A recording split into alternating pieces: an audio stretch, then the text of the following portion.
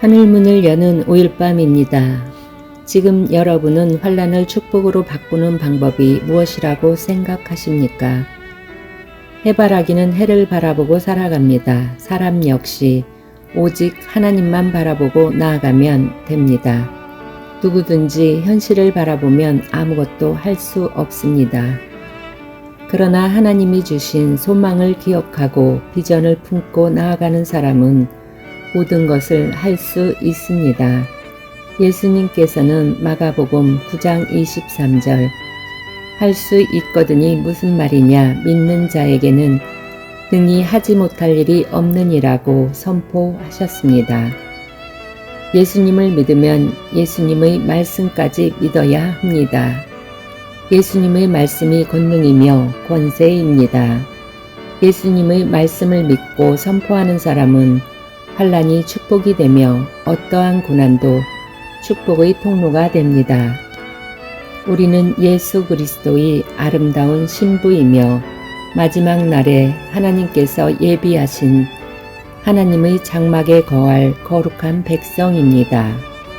우리의 끝은 눈물도 사망도 애통함도 곡함도 아픈 것도 없는 하나님의 장막 곧 새하늘과 새 땅입니다. 우리는 그 끝을 알기 때문에 지금의 고난은 어떠한 문제도 될 수 없습니다. 끝을 아는 사람은 절대 흔들리지 않습니다. 고난이 올수록 더 주의 일에 힘쓰는 자가 되면 모든 수고가 주 안에서 헛되지 않게 되어 환난이 축복으로 열매 맺게 됩니다.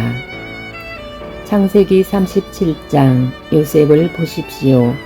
요셉은 17세의 나이로 헤브론 골짜기에서 형들을 찾아 세겜으로 갔다가 없어서 도단까지 가서 마침내 형들을 만났습니다. 어린 소년이 헤브론에서 세겜까지 100km, 세겜에서 도단까지 30km, 도합 325리를 혼자 걸어서 마침내 목적지에 도착했을 때 얼마나 기뻤겠습니까? 그러나 요셉의 형들은 질투와 질시로 요셉을 노예로 팔았습니다. 믿고 찾아간 형들에 의하여 결국은 은 20에 노예로 팔려가는 요셉의 비참한 심정을 누가 알겠습니까? 뿐만 아니라 요셉은 그 13년 동안 바로의 친위대장 보디발에게 술 맡은 관원장에게 다시 배신당하는 고난을 겪어야 했습니다. 그러나 요셉은 절대 흔들리지 않았습니다. 왜냐하면 아직 하나님의 계획 속에서 요셉의 때가 안 되었음을 알고 있었기 때문입니다. 하나님께서 바로에게 꿈으로 장차 일을 보여주실 그때까지 요셉은 잠시 잊혀져야 하는 것입니다. 이것은 포도주도 익어야 향기가 나듯이 믿음도 성숙의 시간이 필요하다는 사실을 예표하고 있습니다. 요셉에게 13년의 시간은 좀 더 성숙하는데 필요한 시간이었습니다. 모든 것을 합력하여 선을 이루시는 하나님께서는 요셉에게 가장 좋은 것으로 주시기 위하여 인내를 요구하셨습니다. 하나님께서는 요셉과 같이 우리에게도 가장 좋은 것을 주시기 위해서 인내를 요구하고 계십니다. 우리는 우리의 기도가 응답이 없는 것처럼 보여도 하나님께서 기억하신 바 되면 반드시 응답하심을 믿어야 합니다. 하나님께서 반드시 응답하실 것을 믿고 기다리면 하나님의 정하신 때에 우리를 축복하심을 믿는 것이 바로 성숙한 믿음입니다. 따라서 우리는 응답의 그때까지 인내와 기도로 하나님의 축복하심을 기다려야 합니다. 이것이 바로 환난을 축복으로 바꾸는 방법입니다. 요셉은 어떠한 경우에도 변함없이 하나님을 두려워하며 하나님을 경외하는 삶을 살았습니다.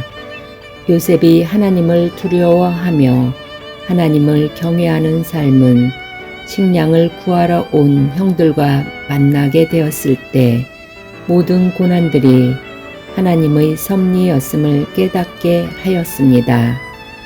요셉은 언제나 하나님과 함께 했으며 어떠한 경우에도 하나님을 경외하는 사람이었기에 자신이 겪은 불행에서 하나님의 뜻을 알아차릴 수 있었습니다. 하나님의 뜻과 섭리를 깨닫게 되면 지금 내가 겪고 있는 불행이 단순한 불행이 아니고 하나님의 구속사 안에 있기에 어떠한 고통도 받아들일 수 있게 됩니다. 조금 안 풀리고 힘들지라도 절대 흔들리지 마십시오. 결실의 계절 가을에는 태풍도 오고 심한 장마도 올 수 있습니다. 그러나 그 과정을 인내로 마칠 때 추수의 기쁨을 맛볼 수 있습니다. 정상이 눈앞으로 다가오고 있습니다. 환란이 축복으로 바뀌는 마지막 순간이 다가오고 있습니다. 이 마지막 순간을 위하여 하나님의 자리를 비워놓는 자가 되어야 합니다. 지금 여러분은 환란을 축복으로 바꾸기 위하여 무엇을 비우고 계십니까? 아브라함은 이삭을, 한나는 사무엘을, 엘리사는 12결의 소를, 베드로는 그물을 포기하고 그 자리를 하나님의 자리로 채우기를 원했습니다. 그 결과 그들은 영원한 축복의 사람이 되었습니다. 이것이 하나님의 구속사입니다.